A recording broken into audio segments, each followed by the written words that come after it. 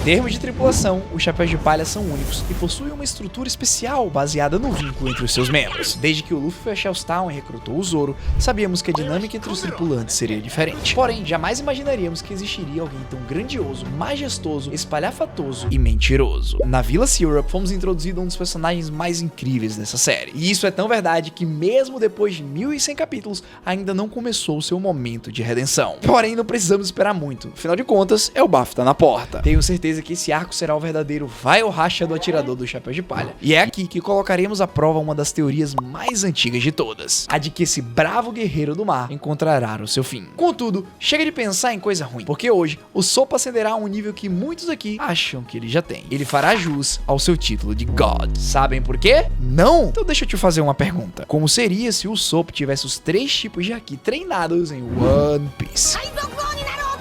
Talvez essa seja a história que mudará para sempre o significado do mundo. Iremos além do que já nos foi mostrado e até mesmo faremos uma linha temporal onde a Terra dos Gigantes seja um ponto fundamental. Possivelmente, até mesmo o nosso querido Monkey D. Luffy perca o seu papel como protagonista.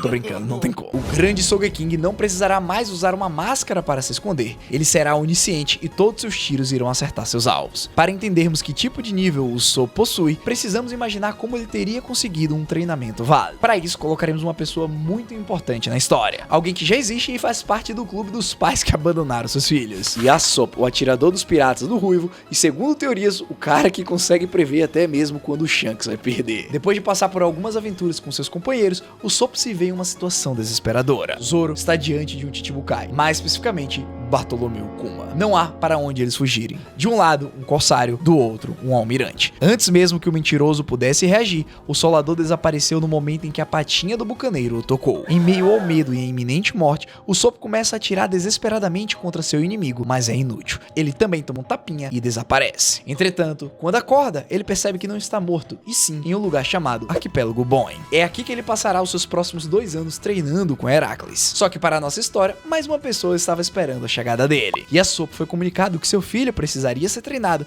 para poder continuar a sua jornada e superá-lo. Após pensar muito e tomar uns tapas do Ben Beckman, o atirador foi encontrar seu filho e finalmente se apresentar. Seria uma cena bem diferente do que estamos acostumados, porque em One Piece, pai que é pai vai embora e nunca mais volta. Brincadeiras à parte, depois de um reencontro comovente, Yasop conta um pouco sobre suas aventuras a seu filho e explica o motivo pelo qual ele só apareceu agora. O Sop, como sempre, não se importou muito e nunca odiou o seu pai, ainda mais agora que ele havia retornado para acrescentar e ensiná-lo os caminhos do tiro. No decorrer desses 2 anos, Yasop ensinou o básico e um pouco do intermediário de Kenbushoku e Busoshoku. Ao fim do treinamento, graças à forte vontade de superar o seu pai e a ter a capacidade de um bravo guerreiro do mar ao pé dos gigantes, ele também despertou o Haoshoku. Diante desse processo, cada tiro do Usopp agora parece um tiro de flecha das Kuja lá de Amazon Lily. Se a gente tivesse escolhido colocar esse treinamento antes do time skip, possivelmente nem nosso capitão teria se aguentado de pé depois de lutar contra esse novo Sogeking. Só que agora ele está pronto para enfrentar o mundo que uma vez o fez se ajoelhar. Ou melhor, é o que a gente pensava. Ao retornar para Shabold, automaticamente ele percebe que tem algo errado.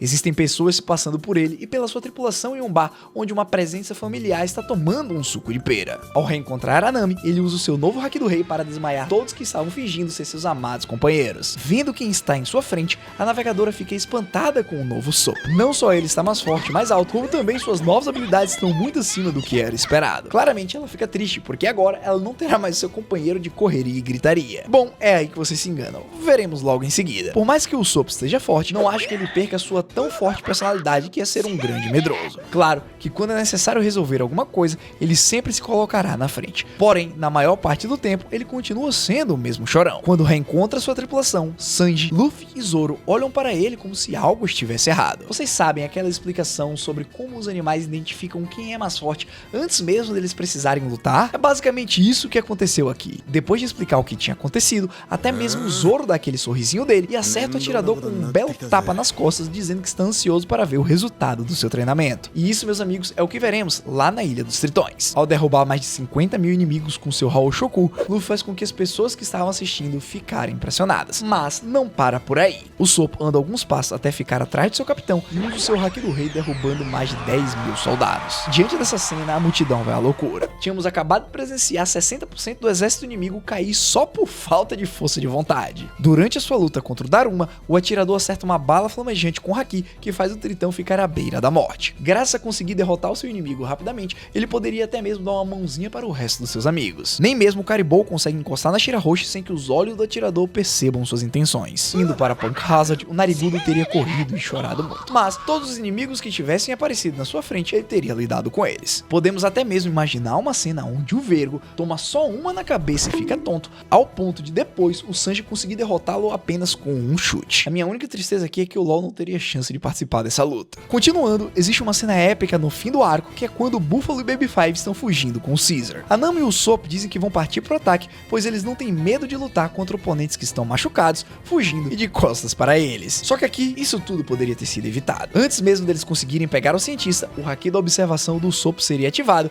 o que resultaria em uma bala de planta fazendo curva e capturando os dois piratas da família Don Quixote. Falando neles, lá em Dressrosa nos é apresentado aquele peixe lutador gigante que consegue destruir quase tudo que passava pela sua frente. Usando seus movimentos leves e sua capacidade de previsão, o Usopp não seria assustado e ao invés de dar um tiro no peixe, ele ia pegar sua arma e dar na cabeça do animal, fazendo-o desmaiar. Também foi aqui em Dressrosa que o atirador ficou tão respeitado pelos Tontatas e graças a isso ele formou um grande vínculo com o Léo. Só que antes de tudo isso acontecer, ele precisaria ser pego desprevenido por um gás do sono e ser levado com a Robin. Porém, aqui eu imaginaria que ele teria que encenar, uma vez que com o seu haki da observação ele jamais seria pego de surpresa. O Usopp teria que fingir que estava desmaiado e depois iria repetir a mesma coisa que disse na história original, que ele é um descendente de Mont Blanc Noland. Na história original é aqui nesse arco que nós vemos o Usopp despertar o seu haki da observação pela primeira vez. Só que no nosso universo, como ele já é treinado, ele pressentiu a Suga em todos os momentos e apenas a acertará sem precisar de muito drama. Vou aproveitar isso para dar uma chacoalhada na história e não deixá-la muito parada. Desde cedo, um dos principais objetivos do atirador foi fazer com que a Sugar perdesse a consciência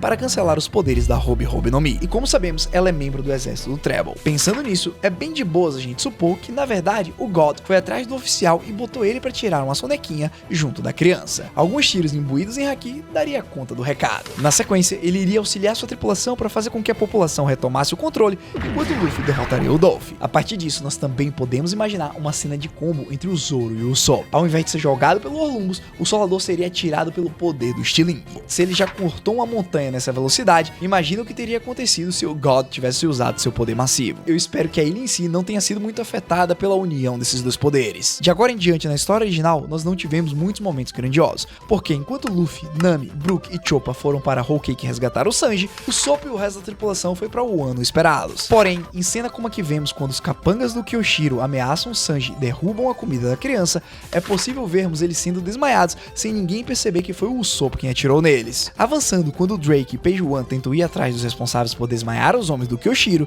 Sanji se transforma usando o traje de batalha e vai lutar no mano a mano sozinho. Claro que aqui o foco principal deles era não aparecerem, porque ninguém queria que o Kaido soubesse que o Chapéu de Palha estava em um ano. Só que analisando toda essa situação de longe, vocês já perceberam que isso é um trabalho exclusivamente merecedor de um sniper como God, dando suporte para o cozinheiro de muito longe. Page One seria derrotado sem muitas dificuldades. Cada tirambaço que ele recebesse na cabeça era uma urte aparecendo nos sonhos dele. E falando dela, tivemos aquele embate clássico onde tanto a Nami quanto o Usopp tomaram uma cabeçada que achei que ambos iriam de arrasta pra cima. Só que imaginar o atirador revestindo sua testa com haki da mesma maneira que o Luffy fez e batesse de frente com o astro principal, nossa, isso aqui me deixa arrepiado. Depois era só ir ganhando espaço e dando bala pra trás enquanto enfraquecia para que a Nami, junto com os Zeus, desse o ataque final. Uma coisa que eu acho muito válido de ressaltar é que mesmo o Usopp defendendo usando o Busoshoku, ele não é capaz de imbuir haki do rei livremente assim como o Zoro e o Luffy fazem, o que possivelmente o faria ter ficado bem ferido depois de todos os confrontos em Onigashima. Contudo, só para fazer pose, ele iria se fingir de herói. Amigos, agora temos que entender que o God está em um nível sobrenatural. Os tambores da libertação o motivam e quando chega na Terra dos Gigantes e se reencontra com Dory e Brog, ele tem seu treinamento, o que faz superar todos os seus inimigos. Vou partir do pressuposto que ele não morreria aqui,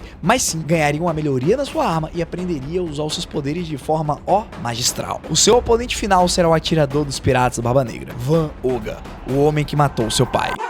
cachorro. Durante uma épica batalha, vemos o Usopp sendo ferido diversas vezes devido à fruta do portal ser muito rápida e sempre trocar de lugar os tiros. Contudo, após um jogo mental, na verdade um verdadeiro xadrez 4D, o atirador consegue prever o movimento do tiro de Van Olga e consegue acertar seu ataque mais forte envolvido em hack do armamento e do rei. O tiro é tão lindo que a batalha é finalizada e é nesse momento que temos o herói, o gigante, o maior guerreiro dos mares, Go-D Usopp. Ah, mas pera, não podemos terminar a história aqui. Nós precisamos ter a batalha de gigantes. Agora que o atirador do bando do Chapéu de Palha conquistou tudo nesse mundo e realizou o seu sonho, ele precisa ter mais um oponente digno. Na verdade, o maior dos maiores, que muitos acham que por aí pode ser o futuro Rei dos Piratas no lugar do Luffy. E isso se o Oda fizer, eu vou rir muito. A batalha pelo One Piece tem que ser empolgante, tem que ser aquecida e só pode ser disputada por esses dois. O que eu estou querendo dizer é Go-D Usopp versus Go-D Bug, também conhecido como Bug Clown. A batalha entre os maiores deuses desse verso. Talvez esses dois sejam as pessoas mais sortudas de todo One Piece, e uma luta entre eles para finalizar a obra com certeza nos faria vibrar de emoção. Não sei se isso vai acontecer, mas pelo menos aqui na nossa história aconteceu. E o resultado dessa batalha seria completamente indefinido. E agora eu tenho uma pergunta pra vocês: existe uma fruta que cairia bem no Usopp? Se sim, comenta aí qual. No mais, se vocês gostam desse tipo de conteúdo, imaginando como os Chapéus de Palha se comportam diante de poderes diferentes, vocês vieram ao lugar certo. Porque aqui nós presenteamos com o melhor tipo de conteúdo de análise, teoria, what if e tudo que você imaginar. Então, se é isso mesmo que você quer receber, eu te convido a se inscrever no canal e deixar o like se você chegou até essa parte do vídeo. Quero te agradecer por ter chegado até aqui e nos vemos num próximo vídeo. Muito obrigado mais uma vez e eu fui.